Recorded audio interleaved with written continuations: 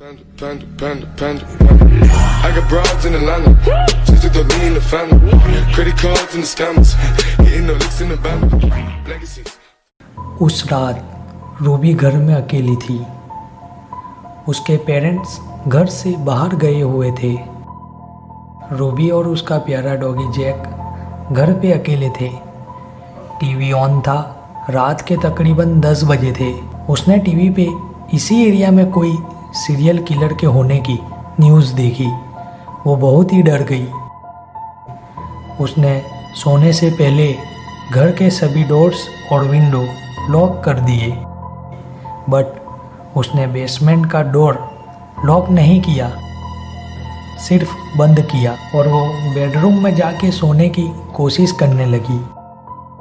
उसके डॉगी ने उसके बेड के नीचे अपनी जगह ले ली। उसे अजीब सा डर लग रहा था, बट फिर भी वो कब गहरी नींद में सो गई उसे पता तक नहीं चला। नींद में उसे बाथरूम से पानी के टपकने की आवाज़ सुनाई दे रही थी और साथ ही साथ में वो अपने डॉगी की चाट को भी महसूस कर रही थी। उसका डॉगी उसे प्यार से चाट रहा था और फिर वापस सो जाता था। थोड़ी देर बाद फिर से उसने एक बार ज़्यादा ज़ोर से पानी के टपकने की आवाज़ को और चाट को महसूस किया। पानी के टपकने की आवाज़ अचानक से बढ़ने लगी। वो उठी और बाथरूम की तरफ जाने लगी। उसने जैसे ही बाथरूम की लाइट ऑन की, उसने उसके डॉगी को शावर की नोजल से लटकता हुआ देखा। वो बहुत ही ज़ोर से चीखी।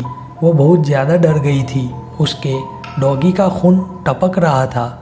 रूबी की नज़र सामने रखे मिरर पे पड़ी। उस पे उसके डॉगी के खून से लिखा था, इंसान भी चाट सकता है। रूबी को ये बात कभी समझ में नहीं आई उस किलर ने उसे क्यों नहीं मारा और सिर्फ उसके प्यारे डॉगी जैक को ही क्यों मारा।